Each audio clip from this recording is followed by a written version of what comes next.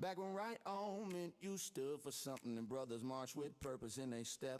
A young Harold Bell picked up a mic and said, if truth got a home, I'm gonna broadcast it. From the 65 to right now, he ran a lane. Voice of the city, heart of the game. Decade changed, but the message stayed same. Harold Bell put respect on his name. From the OG day to the year 25. Truth on the mic, keep the legacy alive. From the OG days to the year 25. Truth on the mic, keep the legacy alive. Back in 65, the block still said dig it. Petey Green on the airwaves, the realest to kick it. Harold slid through like Bet, took notes, stayed vivid. When the hood had pain, he said somebody got a bridge. In 71, he turned the knob beside sports on the map. No cap, first black host doing play-by-play facts. Radio crackling, community tap in. If a lie hit the streets, Harold Bell started scrapping. Say it loud, error. Folks fought to be seen. Harold fought for the ones overlooked in between. Players, kids, legends, the future unseen. He put the whole DMV on his team. Right now, he ran a lane. Voice of the city, heart of the game. Decade changed, but the message stays same. Harold Bell put respect on his name. From the OG days to the year 25. Truth on the mic, keep the legacy alive. From the OG days to the year 25. Truth on the mic, keep the legacy alive. Fast forward. 80s crack the pavement, DMV slang, shit for vibe in the basement, go-go drums knocking what's good, round the way, hell still holding down the youth every day. Well, talk shows turn spooky, he stayed solid, didn't chase clicks, didn't fold for a dollar. He had Jim Brown pull up, Ollie on the line, sports radio, man, he redefined. By the 90s, folks, your facts before it was a trend. Harold been fact-checking them way back then. Gatekeepers hated him, he ain't been. Told Earl Lloyd's story to the hall, let him in. Keep it 100, he kept it 1,000. Long before social media started. Harold, this is Bill Hampton in Dallas. So I lost your phone number when you the other day, and I finally had to track through your notes, and I found you found this here. I'm sorry I didn't get back to you, but your stuff is fantastic to read about, and everything you've done is makes what my little bit peeling off the cover of white privilege, as you say, seem rather insignificant. But I thank you for sharing this with me, and hope the message gets to you. Thank you, sir. Thank you very much. Well, Harold has been a crusader for the rights of black people all of his life. He has also been a crusader that has had a lot of friends, not only in the black community, but the white community in sports. He's always been outstanding, always an individual, always speaking his mind, always giving you a platform to express your views. And when I was incarcerated, he did everything he could to attack those that incarcerated me unfairly. And he's one of my friends. Over the years, we've done many things together. So Harold is truly a man that believes in his culture and his people, and will always be that way because nobody's ever been able to change him. So, hey, that's my partner. This is the heavyweight champion, George Foreman, for the best in sports and sports personalities. When I am in Washington, D.C., I check my good friend Harold Bell and Inside Sports. Talking about a real champion, Harold Bell and Inside Sports. I can be Harold Bell. You the hottest thing going, and I want to be you. Hi, this is Don King of Don King Productions for the undisputed champion of sport. You must turn to my man Harold Bell and the original Inside Sports. For the best in sports and sports personalities, Inside Sports and Harold Bell are knockouts. Hey, this is the heavyweight champion of the world. Check out Inside Sports with my main man, Harold Bell. Inside Sports, it's a knockout. Hi, I'm Harold Bell, and this is the second chapter of Inside Sports. And I just want to say I am, it just goes to show you that God's in charge. And I never thought I would be around this long to start a second chapter of Inside Sports. But what makes it so great, my partner, I want to introduce my partner in this new chapter of Inside Sports Legacy Network. Shannon Roundtree is a DV-born Washington native media strategist, creator of everything DMV, radio, and one of the brightest young minds using sports, music, and storytelling to reach the next generation. He's a builder, a connector, and a man on a mission to make sure our history, our athletes, and our communities get the spotlight they deserve. Family, welcome my co-host, Mr. Shannon Roundtree, better known as DJ Big Bach. What's happening? Hey, how you doing, man? Thank you so much, man. I appreciate you coming on and being executive producer and co-hosting me on this second journey, man, of Inside Sports. I'm excited about it, and I can't get no more excited about it than what I am today, because I have two great guests. Yes, sir. I'm honored to be here, my guy. I'm honored.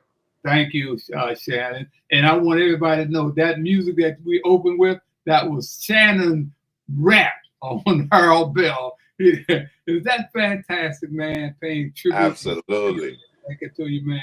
I've had poems written about me. One old guy tried to do a rap, but that what Shannon just put together to open up the show, man, is fantastic. What I want to introduce my special guests, and they are special people. John Hollins is a former high school and college athlete, a former quarterback, a former quarterback, and he could shoot the basketball. But he could shoot the basketball. He's also a businessman and entrepreneur in Atlanta. He sits on many boards. He's a former president of 100 Black men in Atlanta. I think it's Caden County, John? DeKalb County. And he just is an all-over. He just opened up a new facility. He's a account executive at CBS 46 in Atlanta. This guy wears a lot of hats. He just opened up a new program in a building where he's preparing young men baseball for high school, college, and maybe the pros. And he's opened that up with family, with his wife and two sons. And I got to take my hat off to it, man. Congrats. I guess how I met him, Shannon. I met him at Ben's Chili Bowl. What? Wow. The staple. He had about 30, 40 kids with him that came around. He brought them up there to eat, and we introduced ourselves to each other. And he told me he was with 100 Black men. I said, "Oh man, please, man, we got a guy in this city's the president of 100 Black men. He ain't doing a damn thing." So anyway, 55. Yeah, John is a man that wears a many hat. And he introduced me to my next guest in Atlanta, a guy by the name of, Ron. Damn, I can't even, now I got a senior moment. I can't even think of Ron's last name, Ron Bivins. Ron Bivins. And Ron is an entrepreneur, a businessman, a former athlete himself, a former quarterback at that. And wow. He's the CEO. He's the CEO of our studios in Atlanta, man. This brother, he produces documentaries and all of that. And that's how John hooked me up with Ron. And I had a chance to visit the studio and meet members of his staff. And it's got a fabulous place, man. And I am honored to have these two brothers with us today, man, to talk a little about the game called life and sports. And I think the most important game being played in the world today, of course, is the game called life. So, hey, guys, welcome, man. Welcome. Harold, thank you so much. You and Shannon, thank you so much for having us. I'll let Ron speak for himself, but guys, this is an honor to be a part of what you guys are doing. To talk about Black quarterbacks is a good subject for me. It was a position that I was considered to be pretty good at, but half the time I was scared. So I decided I wasn't going to play it in college after I played it long enough. But when you talk about the quarterback today, from yesterday, you always got to remember those who came before you, like Ron Bivins. But from a pro standpoint, Willie Thrower is considered the first quarterback in the modern times in 1953 from the Chicago Bears. Woo. But when I remember quarterbacks, I remember James Harris and Doug Williams, Doug being the first to win a Super Bowl, and Warren Moon, who was a prolific passer, and still I think is in the top 5 of all time in passing. But the person that changed the game for me, and I was out of the game, was Michael Vick. The way Michael Vick played football was unlike anybody had ever seen before. And still today, the modern quarterback in college and also in the pros, when you ask them to talk about their top 3, he falls in there every time as one of them. From Mahomes to the gentleman up there in Baltimore, Lamar Jackson. Yes. To Bryce Young, all of them. They bring up Michael Vick. And, one of my kids growing up said, John, man, you was an awesome quarterback. And he tried to put down Michael Vick. He said, you didn't run like he did. That ain't no quarterback. That's a running back. I said, bruh, if I could have ran like him, I'd have ran. I wasn't that bad. I couldn't run like him.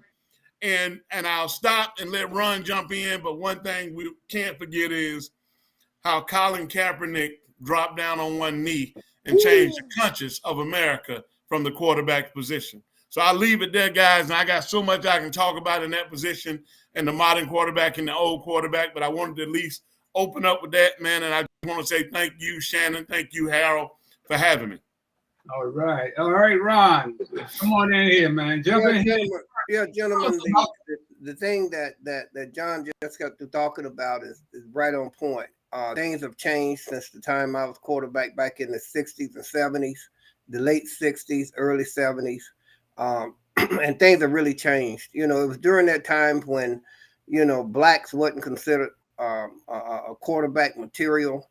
I had an opportunity. I'm from Americus, Georgia, South Georgia. This is where you had people like Dan Reeves and Chad Gailey and people like that were the top cream of the crop. We used to get our little articles in the back of the newspaper. We never got the publicity on the front pages or whatever, but we had great athletes. We had no equipment as such.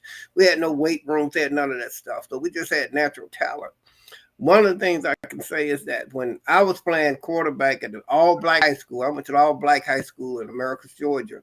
My counterpart over there, they did an article in Atlanta Journal-Constitution, and they interviewed me about the article. And one of the quarterback at the white high school was Chad Gailey, who later on became the coach of Georgia Tech. I think he went to Florida State I know he went to school in Florida.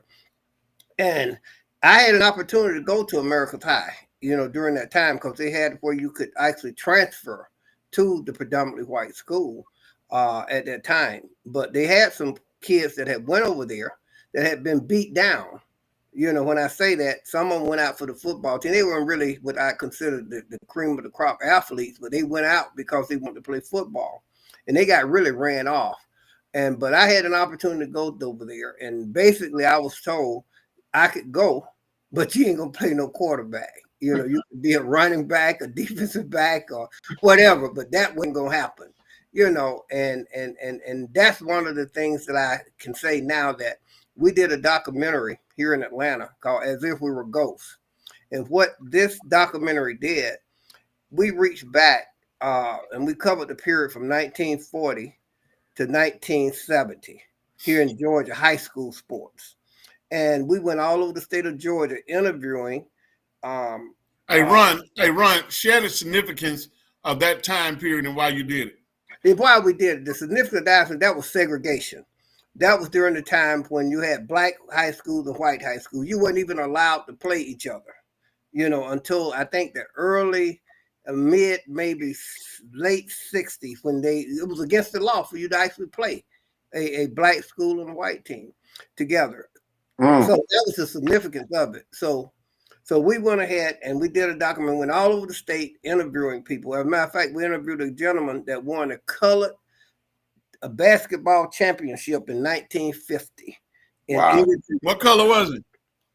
Okay, so he actually won the colored, what they call the colored championship. Okay, so ended up, he was 92 years old. He never thought he'd be on television talking about it. But Wow. what we did, we went to those communities interviewing local heroes. Everybody in the community knew that they were great athletes, but they went nowhere because of segregation.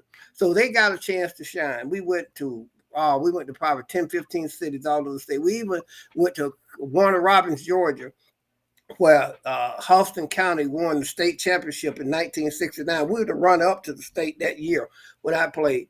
And they finally got their rings after 50 years. The state rings. And the only reason that they got notoriety, Deborah Roberts, who's a news lady there on ABC News, she's from Perry, Georgia. She's from Warner Robins. So she picked the story up, and they aired it on ABC News. And we were able to interview those guys that finally got their rings after 50 years. So our thing was that the kids nowadays, there was a lot of shows. We even had Walt Frazier. He was in the interview. Okay, Walt said there were people he looked up to in the community that shoulders he was riding on. He would say he was just one of the fortunate ones that was able to go to the NBA and play. So it's just so much now with all this money that's in sports now. What my thing was that let these youngsters know that they're riding on a lot of people's shoulders. Some people don't have insurance. They don't have nothing. You know, they were great athletes, and a lot of them, even who went to the NFL, ended up broke, nothing. You know, so it's a situation where you should never forget where you came from. You know, the people's shoulders that you're riding on, they are big shoulders, you know, because like I said, we had nothing. I'll never forget, we went to Columbus, Georgia, and they had Spencer High School in Columbus, and I forget, oldest sister, they were talking about the equipment that these kids have now in the locker rooms and all this kind of stuff that they have now. He said, man, if we had that kind of equipment, ain't no way in the world nobody will ever beat us. And that was the whole attitude. Yes, sir. That is the actual truth, the way that I see it, you know, because we didn't have weights. We would take balls of water and put on the end of a stick and use for weights. You know, we do stuff like that, you know, because we had none of that. Yeah, and I say to myself that had we had the things that they had at that time, you know, I'm talking about our white counterparts. It's no telling what we'd have been able to do because we got use this, use that, hand me down this, hand me down that. Well, Ron, let me say this, Ron, as a quarterback, you know, you talk about natural talent, and I have to admit that there's a lot of truth to that because I know with me, I threw rocks. And so growing up throwing rocks, I created a high level of accuracy of throwing at people. And so when I started throwing a football, and I wish I had some of the guys I played ball with and grew with, they'll tell you, I can hit you in your sleep. I mean, and it wasn't nothing somebody taught me, but now I train baseball players. And I teach them footwork. I teach them release point. I teach them. And then I look at these quarterbacks before us, they came up, you know, you talk about one side of the track opposed to the other. They had skill training. They had defensive reading classes. They had different things to help prepare them to play that position. They talk about the intellect that it takes to play quarterback. And there's some truth in that. But for me, having been a football player, I always felt like the center and the middle linebacker had to be just as smart because there was a lot going on in front of them. As a quarterback, a lot of times the play was ran into you anyway. They told you what you was doing. The thing about a quarterback that I think the NFL realized, because as we know, before you could pay a lot, you didn't have to pay so much money for athletes. And so they could have a line that could protect somebody who was unathletic. But as the salaries start going up and they start having to pay cornerbacks, Deion Sanders changed the cornerback salaries. And then next thing you know, Reggie White changed the defensive ends. You got all these multimillionaires it ain't enough money to go around to pay everybody the money they need. So now the quarterback needs protection. And so New England for 10 years was the only team that had real protection. Everybody else, you had to read quick and get rid of it. And so if you were athletic and instinctive, you could make things happen without having the best line. So the league thought they were smart, and they incorporated rules to protect these guys. The problem with that is, as Cam Newton said, I played the same damn position. They didn't have them rules in there for me. They hit me, nobody would say nothing. But they hit them, and it was a flag. So were they protecting the quarterback, or were they protecting the white quarterback? What were they really protecting? Because they can hit me any kind of way, and the referee say, well, you big and strong, you can take it. So I'm just saying that from a modern quarterback to before, it requires now still the intellect, but the arm, the instinct, the accuracy. The accuracy has to be even greater now than it was before, because you got cornerbacks that can cover, and they only one step off of the man. So you can't be like Bradshaw. Bradshaw always threw the ball behind everybody, but he had two of the best wide receivers that ever played the game. So and he'll be the first one to tell you that Joe Gilliam was the best quarterback he ever seen. He said, but I had the best wide receivers I've ever seen, so all I had to do is get rid of it. Once I got rid of it, they got it. And you know, Harold Bell was a wide receiver. I bet Harold went up and got it every now and then. In fact, talking about quarterbacks, Dan, why don't you show us two of the quarterbacks that came up through me to these guys? Do we have photos of those guys? Let's take a look. Let's take a look. Before we jump into that, let me I don't think I had them ready queued up, but what I did want to say is you mentioned a lot of those invisible things that a lot of people didn't see, but one of the invisible pioneers I wanted to mention was Fritz Pollard, where he was the first black quarterback. I think at that time, that's about the 1920s. He was considered a single wing tailback. And he played for teams like Akron Pros and Hammond Pros. He also was the NFL league's first black coach.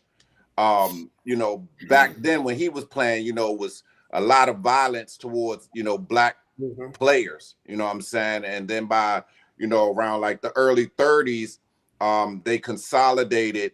The Great Depression hit. The black players was gradually pushed out.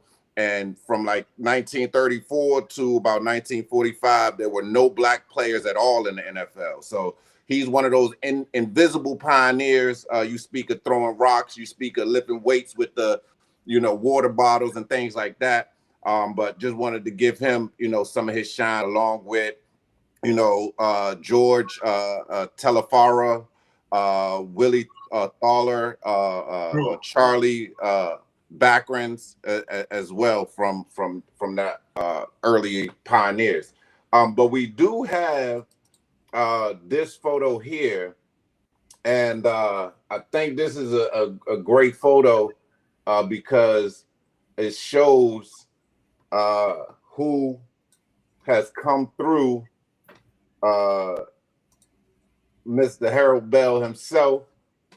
Harold Bell done touched a lot of people, man. Yeah, absolutely.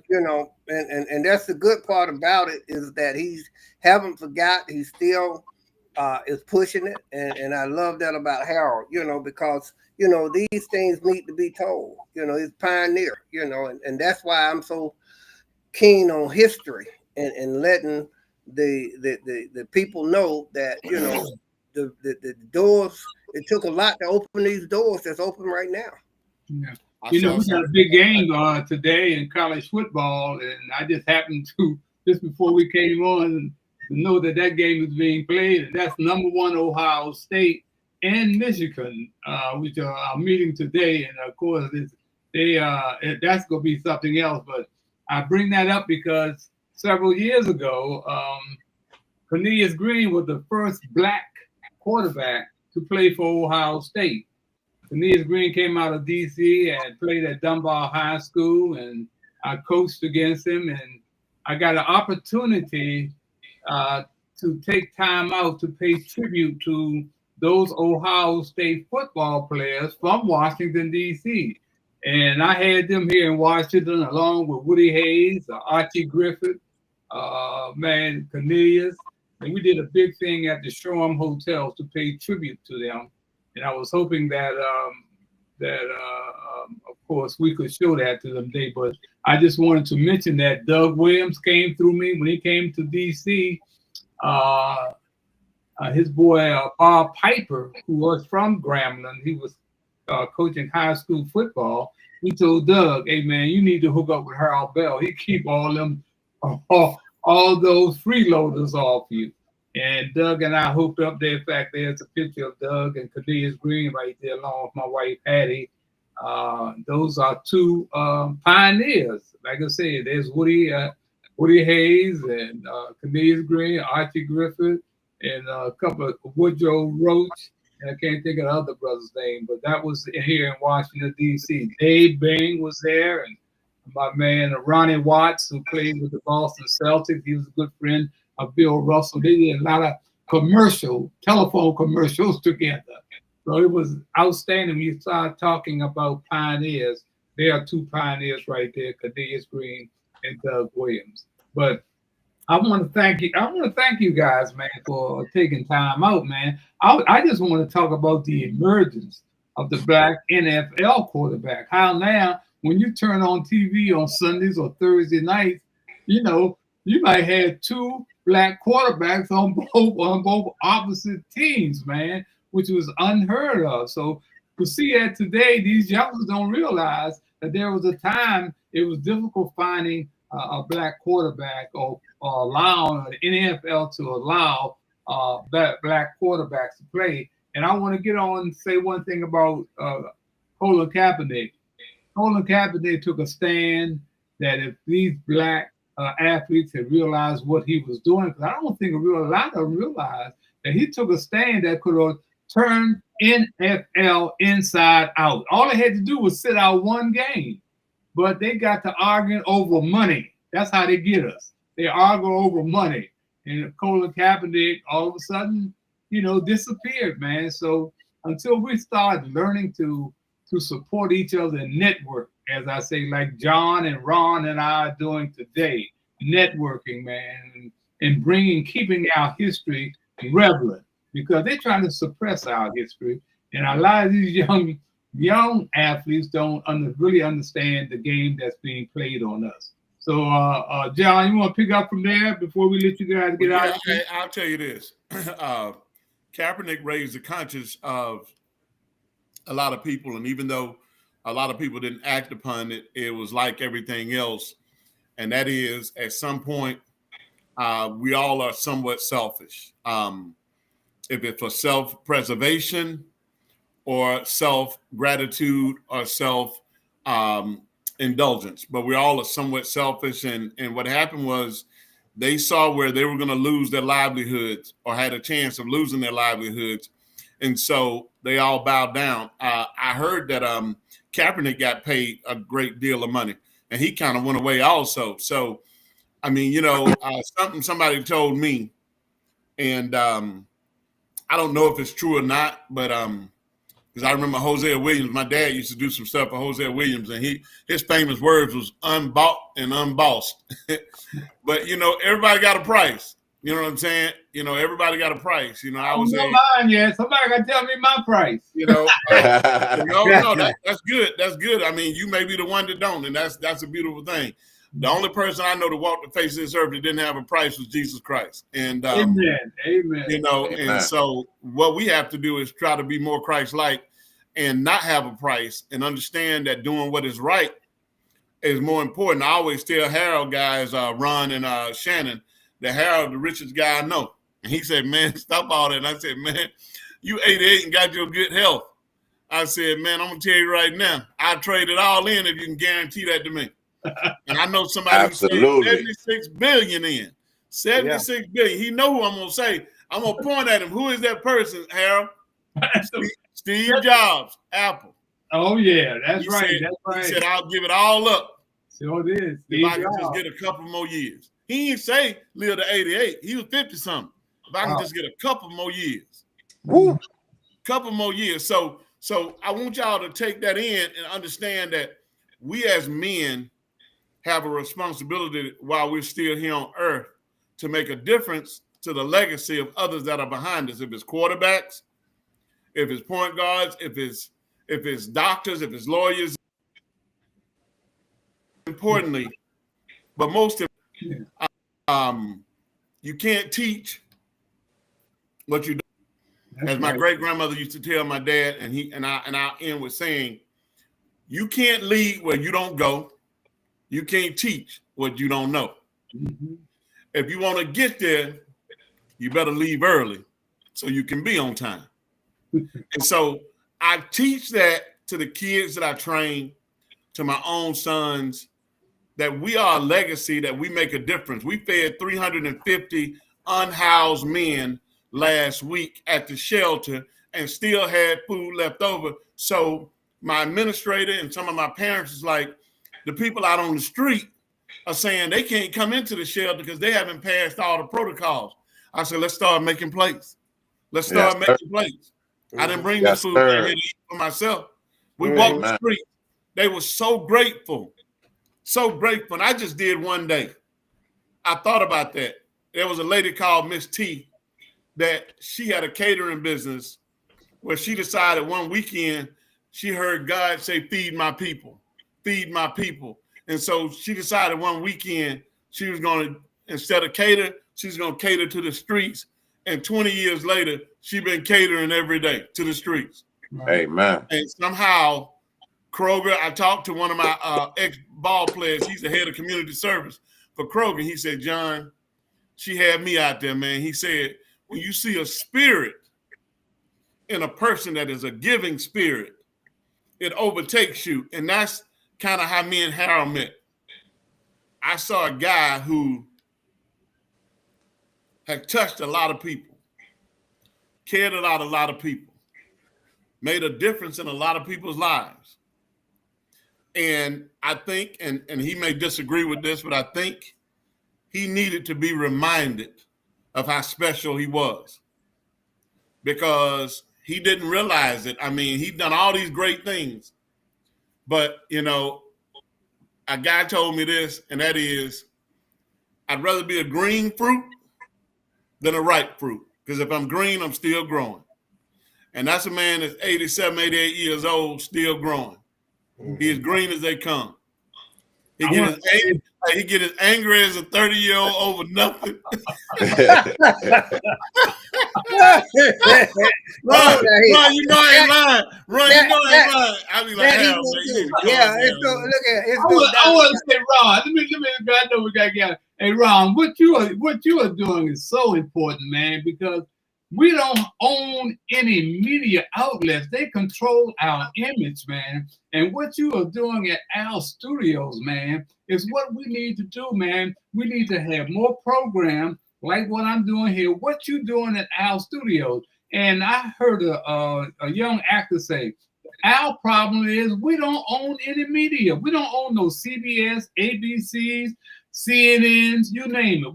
They control us because they control the narrative, man. So what you're doing is so important, man. I want to say thank you, and please keep on hanging in. I know no price. I know hey, Bob Johnson owned the media, and he had a price. Yeah, he had a price. One of the things I can say is that the media is so important, you know, in order to get our messages out to the masses of the people. We were fortunate to engage in doing one of our media expansions to a radio station. We just recently it ain't a little radio station, FM station. So we're looking at how can we expand our media presence in order to get the word out there that we're here. We're not going nowhere, you know, and we're going to continue to push our narrative, you know, so our people can understand that, you know, we are important. You know, we are those people that are important to just about everything from politics to sports to entertainment, you name it. Education, everything is so important to us. Sports is just a catalyst that have been taken over. And, you look at the basketball and you look at the people that's on the court, you see, 100% black kids out there, playing ball. But you look up in the stands with the people who got the money, all the people up there that's cheering them on, but when they take that uniform off and they go down the street and people don't know who they are, they look just like you and I, they're treated the same way, but, they've got to understand that in America, they still have to realize that they're still black, and it's going to always be that way until time, I guess, catch up with itself and the young people understand that we have a rich history that we have to preserve.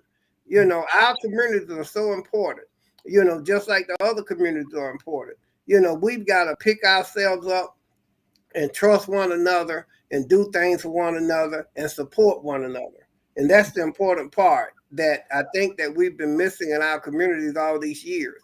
The support among ourselves, trusting one another, and building each other up. And don't let anyone come in our community and tell us what our narrative should be.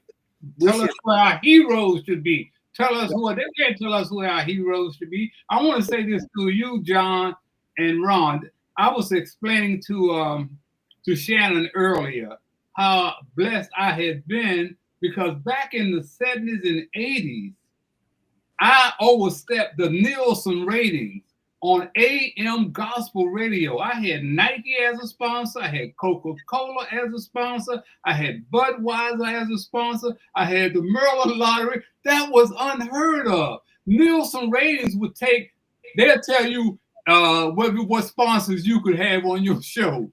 And I was able to jump over that, man. And I showed Shannon some of those checks I was getting a month. Well, one was for $10,000 from the lottery. The other one was $21,000 for a month, man. Yeah, so I understand who I am and where I came from. That's why I was always able to give back, man. We are some of the most selfish people I've ever seen, man. But I didn't come up that way. My mother and grandmother taught me early. When you help other people, you help yourself, and that's what you guys are doing. And that's what we don't understand in our community. Everybody, we can't do what the white man does. We gotta let these politicians, black politicians, entertainers. You can't do everything you see them doing. You're gonna get left out.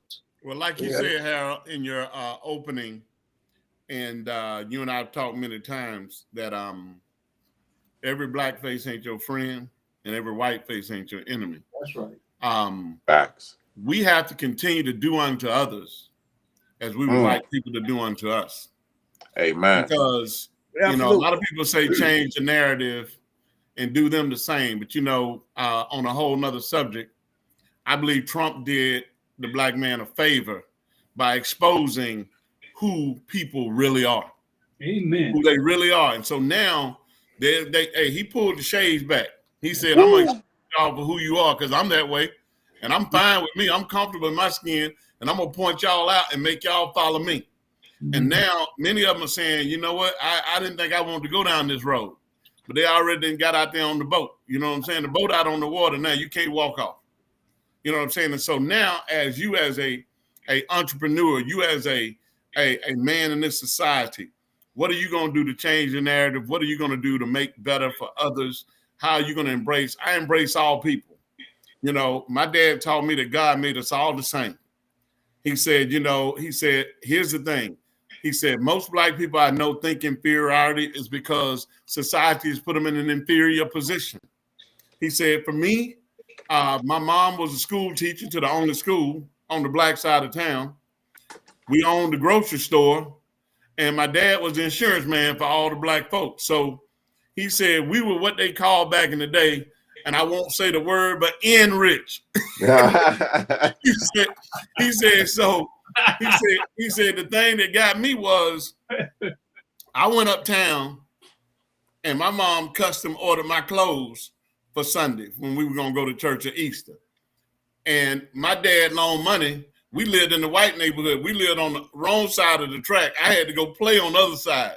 But I lived over there, and he loaned money to the white people. So he said, so I never saw them as being superior because they were borrowing money from us. Mm-hmm. He said, wow. So it's a difference if you grow up seeing something different. But if you're not exposed to something different, you know, I know I have people that say, if you need a lawyer, he has to be Jewish. If you need a doctor, it has to be a man, or it has to be these are people who have not been exposed.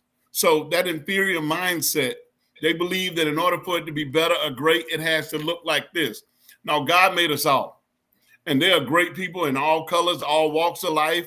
But what we have to do is we have to do what Harold has done over the years, what Ron has done over the years, what Shannon is doing right now, and that is exemplify greatness in us. And when you exemplify greatness in yourself, then the light will shine and people will see. There's somebody going to say, I want to do a podcast, or I want to be a radio announcer. I want to own my own radio station. I want to own my own studios, or I want to start a baseball program helping kids, because they see what we're doing. Just keep walking in your light, walking in your lane, doing what God is giving you the ability to do, and do it at the best of your ability. Don't let the bitterness of what people have done to you cause you to be bitter and treat other people wrong. Keep doing right. You know, one of the things I want to say before we get off is that my dream, my hope, and my prayers is that these athletes, these entertainers, and all these people that's making all this money, they sit down in a room one day, okay, and they say to themselves, no more. We're going to pool our money, okay, and we're going to make a difference. We're not going to be selfish. We're not going to be that way. You know, it's enough money for everybody. So we're going to get in a room and we're going to chop it up, and we're going to say we're coming out with not millions, billions. We're coming out with billions of dollars, and we're going to put it in our community to own our own stuff in our communities and build our communities back. It is not going to be, I'm going to run up to the other side of town. Okay, I'm going to build my own community. We're coming back to our community. And we're going to do that. And that's what makes the difference. But we have been isolated with these agents. They come and they tell these young kids and their parents, they tell them that, look, you know, this is the way to go. This is the way to go. But they need to take control of their own destiny and their own community. If they want to make a difference, they can make a difference. But they've got to unite. And that's the part there that has been so handicapping for us as a race of people, that we don't unite.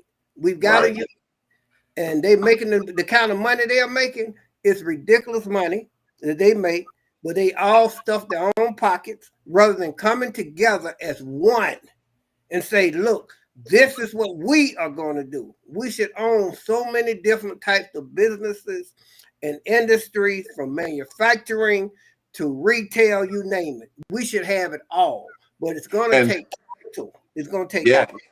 Absolutely. I don't think that they should be scared to do that for their communities and feeling like they'll be left out on the other side, because once they start generating that on our side, then it's going to continue to generate even more and more within our community. So even if they do lose out on the other side, they've built something so strong on this side that it continues to grow and continues to build legacy and help our community. So a lot of them are scared of being ousted from that side, but if they come together, put in enough on this side, on our side, then they'll be able to see the growth. They can't just, 5,000 here, 10,000 here. They need to come together, come up with a plan, and keep that investment as large as possible so it can continue to generate. I mean, they call it currency. You know what I mean? You got to keep it moving in order for it to do something for us. So,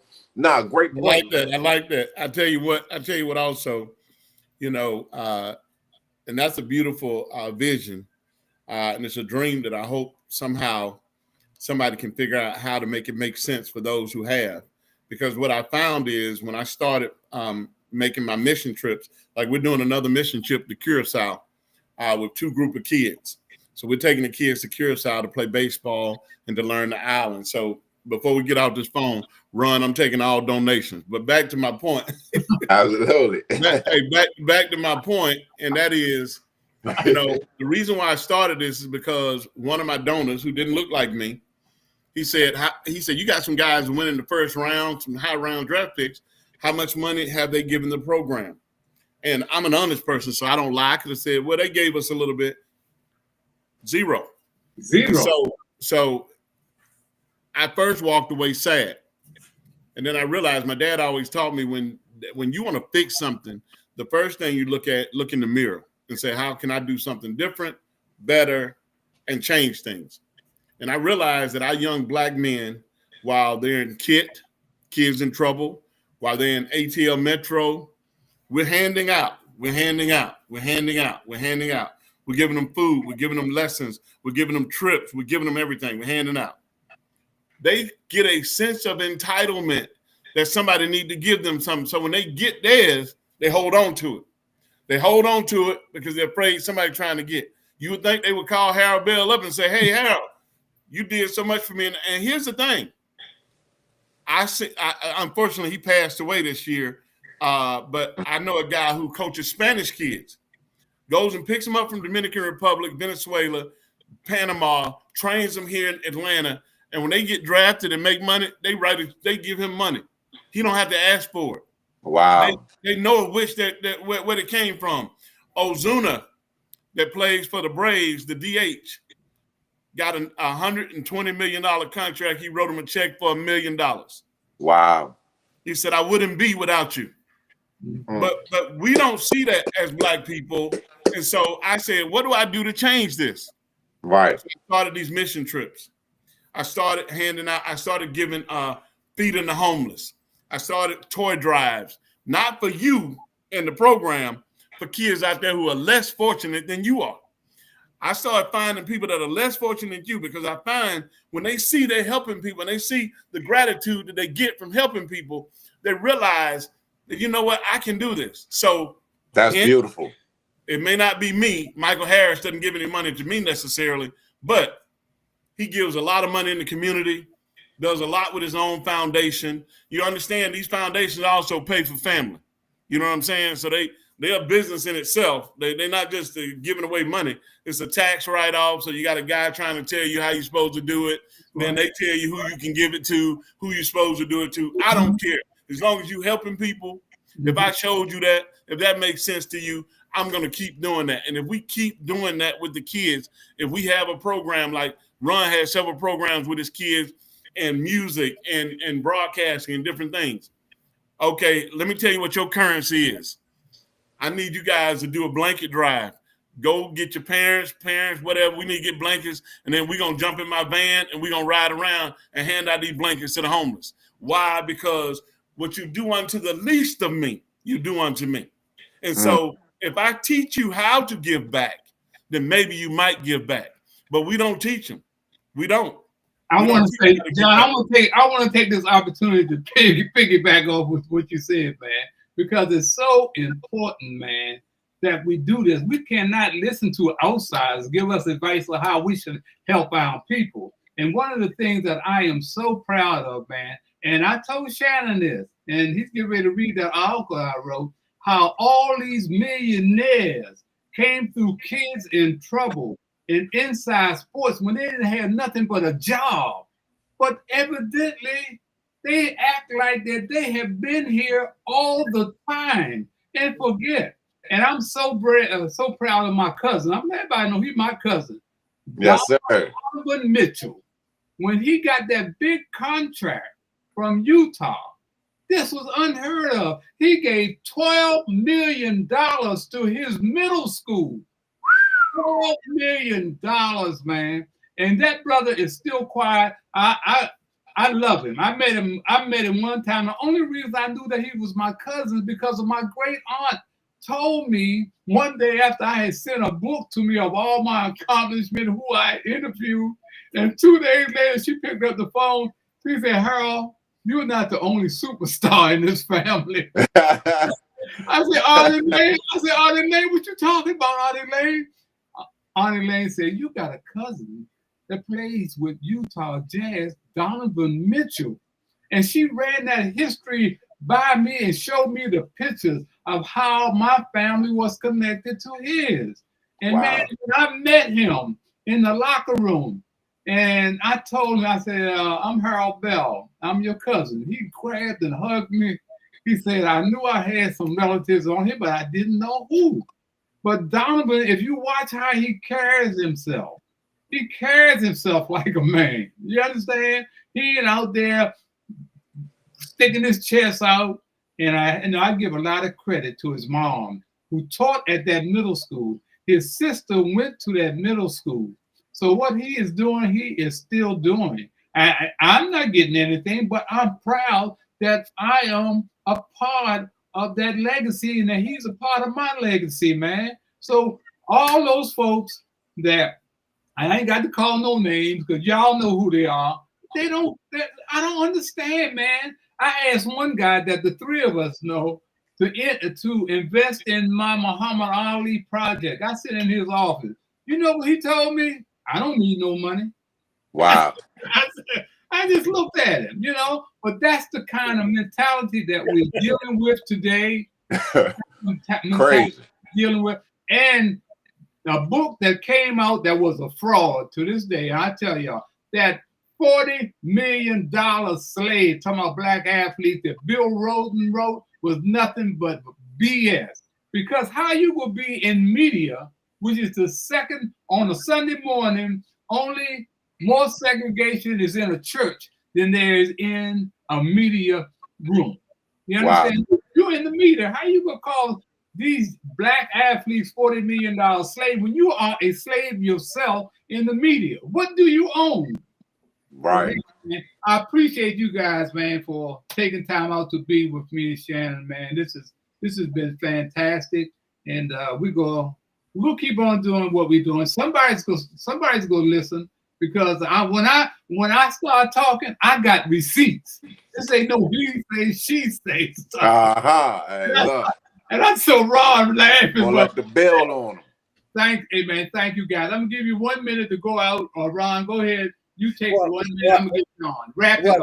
Well, I say thank you, Harold, for having us on the show. I think the message that you're putting out there is so important to the people here, especially our race of people here in the country, to let them know that, hey, you know, we've got to step up and do what we need to do in order to make our things better.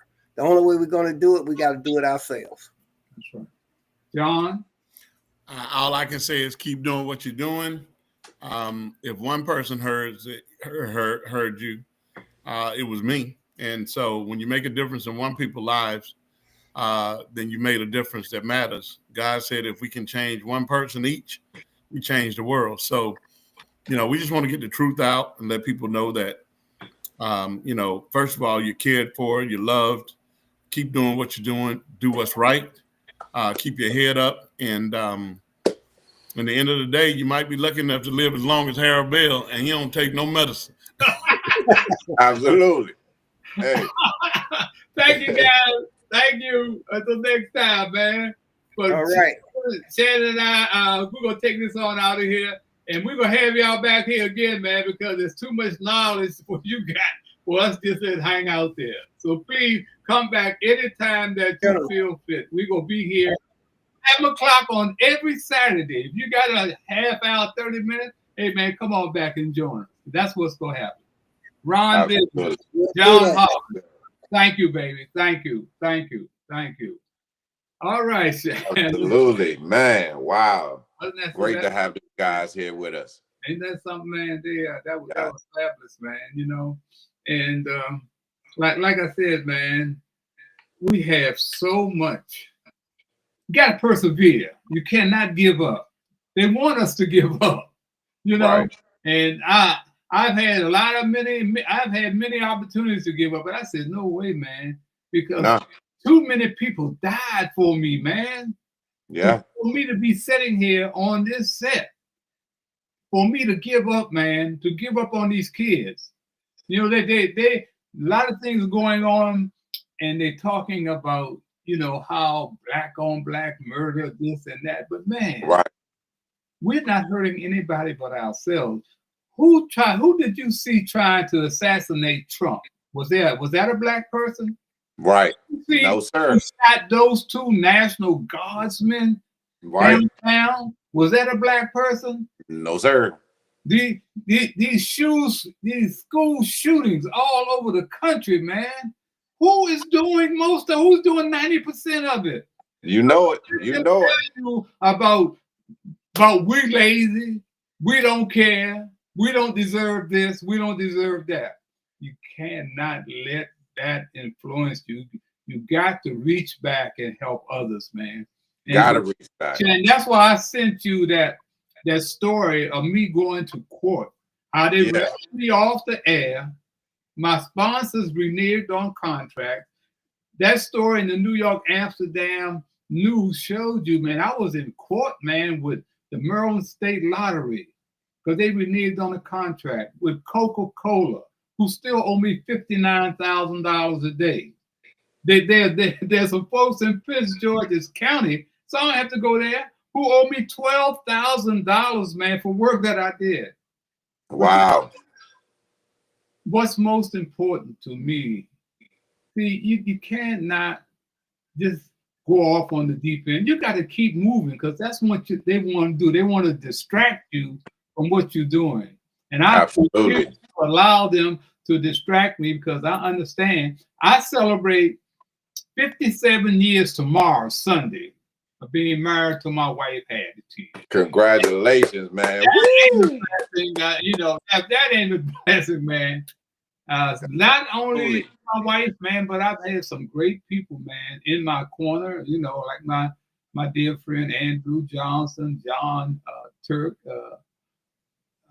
man, just Andre Jordan, Harry Horton, just everybody, man. It may not have been but $100, but it helped me to be where I am, man, and helped me understand who I am.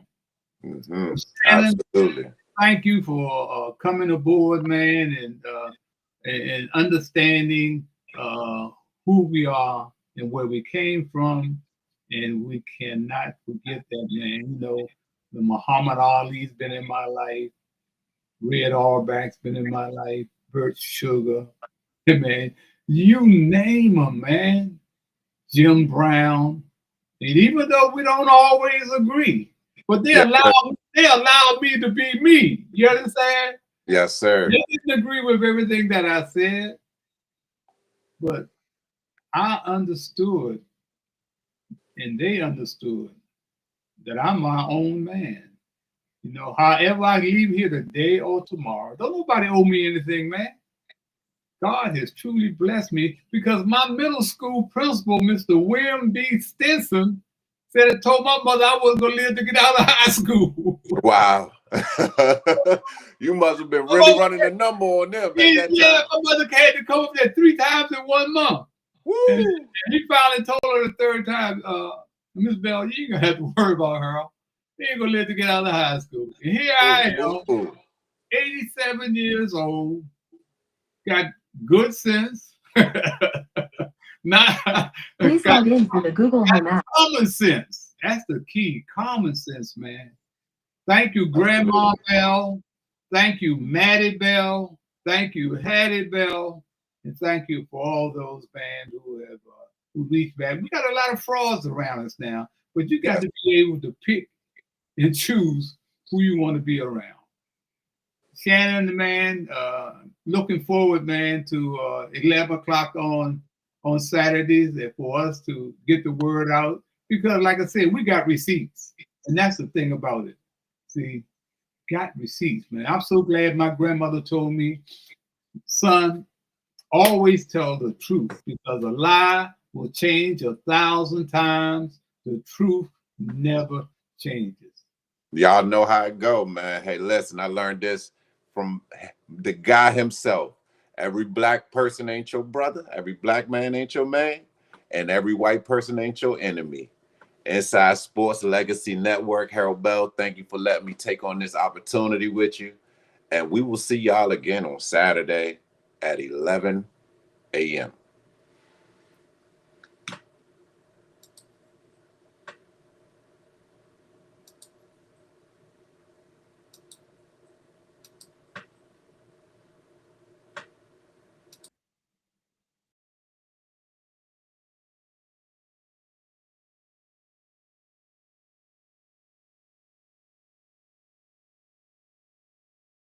they face. I'm a 65 right now, he ran the lane. Voice of the city, part of the game. Decades change, but the message stays same. Harold Bell, put respect on his name. From the OG days to the year 25. Truth on the mic, keep the legacy alive. From the OG days to the year 25. Truth on the mic, keep the legacy alive. To Dallas, hit the net, run wild. But hell kept the same flame he had since a child. Kids in trouble, still popping 40 years deep. He saved more futures than half the elites. Go bounce, crank that beat. Bell in the pocket like Congos on 14. Players, coaches, whole city show love. Cause his heart wasn't bitter, it was built from above. Zoni won it, world flipped on its head. Don't get the Russian tuned into every word it said. I click spread, but he the blueprint. Flip the platform way before the internet. By 25 the vibe and say less locked in. But hell still the reason half the culture got win. Big facts, no lies, no gimmicks. Still champion and players from the start to the finish. Now it's story linking errors like a timeline change. From soul to boom bap, the trap in the game. And today we stand on his shoulders, no shame. Harold Bell is the reason DMV even got a lane. 6'5" right now, he ran a lane. Voice of the city, part of the game.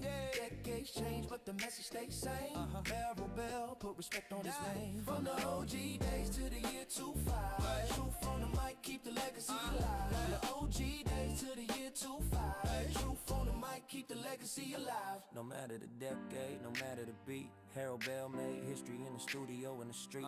From Kings County roots to the heart of DC. The mic didn't make him, he made the mic mean 2025, we just carry the torch. We just carry the torch. We just carry the torch.